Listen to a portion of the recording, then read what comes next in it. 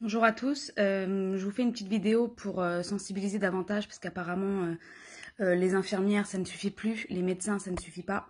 On a beau vous expliquer qu'il fallait impérativement rester chez vous, mais vous n'arrivez pas à le comprendre pour certains. Je ne sais pas ce qu'il faut faire. J'espère que ma vidéo à moi qui va être choquante pour certains va vous faire réagir.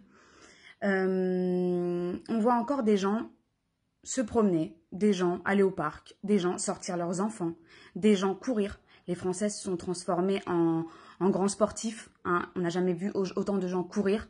J'espère que le confinement va être un peu plus sévère et que les gens vont être interdits de courir, de faire du sport. C'est bon, vous pourrez le faire dans un mois, vous pourrez le faire dans 2 mois. On s'en fout si vous ne faites pas de sport, si vous n'allez pas courir pendant un mois, vous n'allez pas mourir, vous inquiétez pas.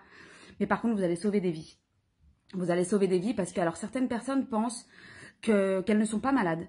Euh, Elles n'ont aucun symptôme, elles n'ont rien. Donc, on sort, on va se promener, on va faire du sport. Ok. Il faut savoir que vous pouvez avoir le virus. Vous pouvez avoir le virus et vous allez sortir dehors. Vous allez toucher des objets, vous allez toucher quelque chose, vous allez cracher. Parce que quand vous courez, vous crachez. Hein. Quelqu'un va arriver derrière avec son chien, peut marcher dans le crachat que vous aurez fait et contaminer, rentrer à la maison avec des microbes sous les pattes des chiens.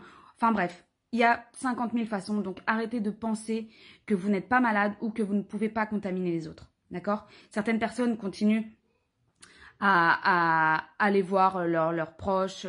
Voilà, arrêtez, vous pouvez être contaminé sans le savoir. D'accord? Donc moi, je voulais juste vous faire une vidéo pour vous montrer ce qui se passe après. Puisqu'il y a des médecins, des infirmières qui font des vidéos choc avec des patients sur des lits d'hôpital en train de mourir. Mais apparemment, ça ne vous choque pas. Pour ceux, bien sûr, il y a beaucoup de gens qui respectent le confinement. Il y a beaucoup de gens qui ne le respectent pas. Et ma vidéo, j'espère qu'elle ira le plus loin possible, qu'elle ira surtout sensibiliser les gens qui ne respectent pas. On est loin de faire le buzz. On s'en fout de faire le buzz à cette heure-ci. Il n'y a pas de buzz. Je veux juste vous montrer et j'espère que la vidéo arrivera surtout aux yeux de ces gens-là qui continuent à sortir, à aller faire du vélo avec leurs enfants. C'est bon, vous aurez tout le temps après. Vous aurez tout le temps après.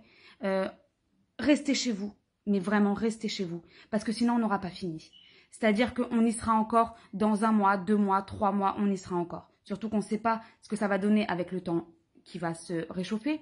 Certaines personnes pensent que oui, mais les beaux temps arrivent, le beau temps arrive, ça va s'arrêter. Ben non, en fait.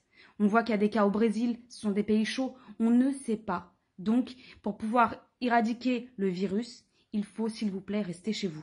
Donc moi, je voulais juste vous faire une vidéo pour vous montrer ce qui se passe après. J'ai quelqu'un de proche qui travaille dans les pompes funèbres qui a été appelé ce week-end à aller chercher des corps, des patients qui sont décédés du Covid-19. Alors, il faut savoir que ce sont des patients qui vont mourir seuls dans une chambre d'hôpital, qui vont être mis dans une housse en plastique, et qui vont être ensuite mis dans un cercueil par les pompes funèbres.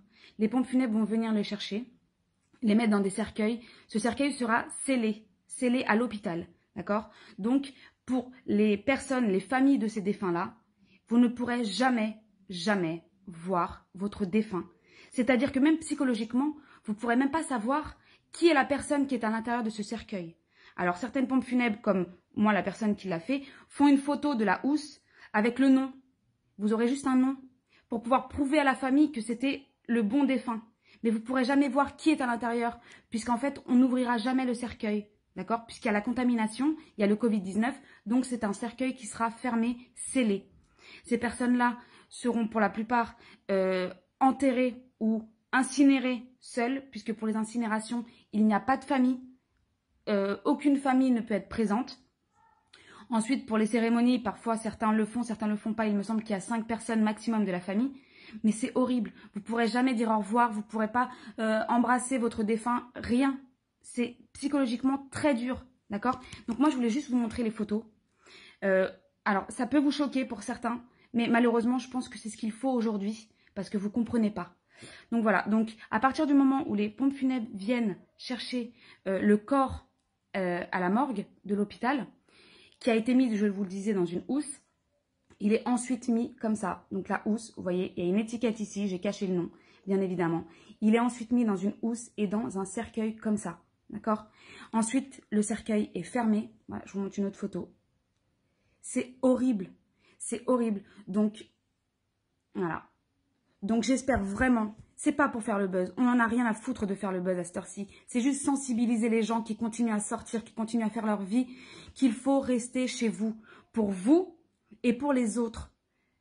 Pour les autres, parce que vous pensez ne rien avoir. Vous avez peut-être rien, mais peut-être que vous l'avez également. Et vous allez contaminer votre mère, votre grand-mère, vos tantes, de la famille. Et vous allez les rendre malades. Et ces gens-là meurent seuls dans un lit d'hôpital. Donc il faut vraiment, vraiment vous sensibiliser, faire quelque chose. Restez chez vous, putain. On vous demande de rester chez vous pendant 1 mois, 2 mois. C'est rien. C'est rien. Occupez-vous, faites votre ménage, je sais pas, faites des choses avec vos enfants.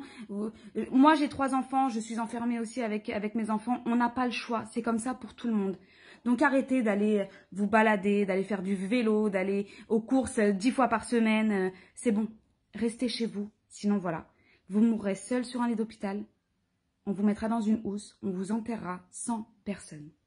Donc j'espère vraiment, s'il vous plaît, partagez la vidéo et j'espère qu'elle arrivera le plus loin possible, surtout aux gens qui continuent à sortir et à faire leur vie comme si de rien n'était. Je vous remercie beaucoup.